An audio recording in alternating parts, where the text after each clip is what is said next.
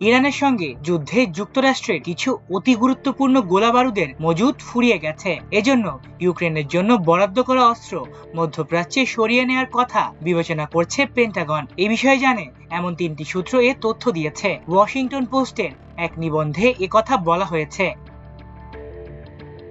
অস্ত্র সরিয়ে নেয়ার বিষয়ে এখনো চূড়ান্ত কোনো সিদ্ধান্ত নেওয়া হয়নি, তবে এই পদক্ষেপ ইরানের সঙ্গে যুদ্ধ চালিয়ে যাওয়ার ক্ষেত্রে যুক্তরাষ্ট্রের ক্রমবর্ধমান সংকটের বিষয়টি স্পষ্ট করে তুলেছে। মাত্র 4 সপ্তাহের কম সময়ের মধ্যে ইরানে 9,000-এরও বেশি লক্ষ্যবস্তুতে আঘাত এনেছে বলে জানিয়েছে মার্কিন সেন্ট্রাল কমান্ড।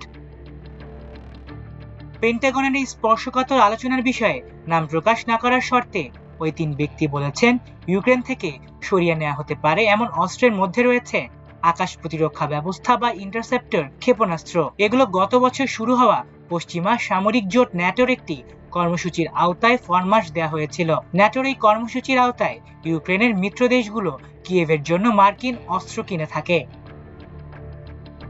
ট্রাম্প প্রশাসন পেন্টাগনের সরাসরি নিরাপত্তা সহায়তার বেশিরভাগ অংশ বন্ধ করে দিলেও ইউক্রেনের অগ্রাধিকারমূলক তালিকার উদ্যোগের মাধ্যমে কিয়েভে নির্দিষ্ট কিছু সামরিক সরঞ্জামের সরবরাহ অব্যাহত রেখেছে।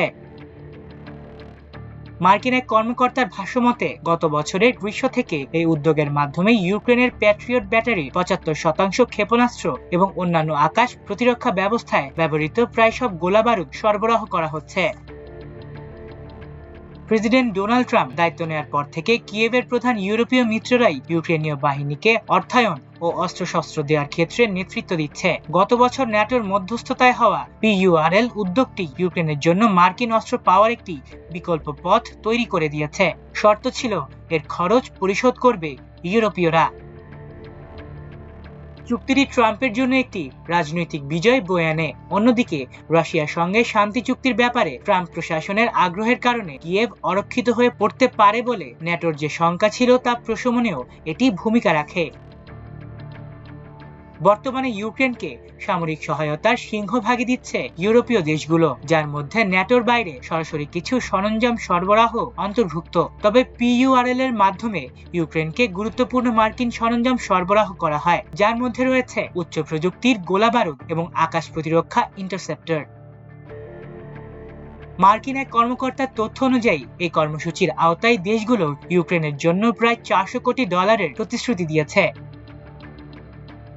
28 ফেব্রুয়ারি ইরানে যুক্তরাষ্ট্র ও ইসরায়েলের আগ্রাসন শুরুর পর থেকে ইউরোপীয় দেশগুলো উদ্বিগ্ন হয়ে পড়েছে। দুজন ইউরোপীয় কূটনীতিক নাম প্রকাশ না করার শর্তে তাদের ব্যক্তিগত উদ্বেগের কথা জানিয়ে বলেন, ওয়াশিংটন যে দ্রুত গতিতে তাদের বিদ্যমান গোলাবারুদ ব্যবহার করছে তাতে ইউরোপের নিজস্ব ফরমাশ বিলম্বিত হতে পারে এবং PURL এর অধীনে ইউক্রেনে মার্কিন সরঞ্জাম সরবরাহ বিঘ্নিত হতে পারে। ইউক্রেনীয় শহর ও অবকাঠামোর উপর রাশিয়ার ক্রমাগত হামলার মুখে এই সরঞ্জামগুলো কিয়েভের কাছে সবচেয়ে কাঙ্ক্ষিত সম্পদ হিসেবে বিবেচিত। পেন্টাগনের অভ্যন্তরীণ হিসাব নিকাশের বিষয়ে জানেন এমন এক ব্যক্তি জানিয়েছেন, PURL সরবরাহ সম্ভবত অব্যাহত থাকবে, তবে যুক্তরাষ্ট্র তাদের নিজস্ব এবং পারস্য উপসাগরীয় মিত্রদের মজুদ আবার সচল করার চেষ্টা করায় ভবিষ্যতের প্যাকেজগুলোতে আকাশ প্রতিরক্ষা ক্ষমতার ঘাটতি থাকতে পারে। মার্কিন চালানগুলো সাময়িকভাবে বিলম্বিত হয়ে পরে সরবরাহ করা হবে নাকি পুরোপুরি অন্য কোথাও সরিয়ে নেওয়া হবে তা এখনো স্পষ্ট নয়। মার্কিন ওই কর্মকর্তার মতে, জরুরি সামরিক প্রয়োজনে পেন্টাগন এ ধরনের সরবরাহ অন্য কোনো দিকে ঘুরিয়ে দিতে পারে, তবে সেক্ষেত্রে আইন প্রণেতাদের অবহিত করতে হবে।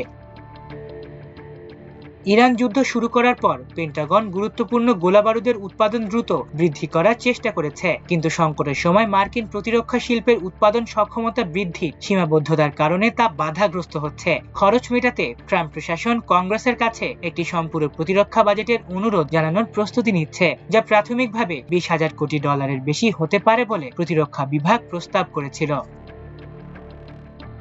মাল্টিমিডিয়া ডেস্ক, আমার দেশ।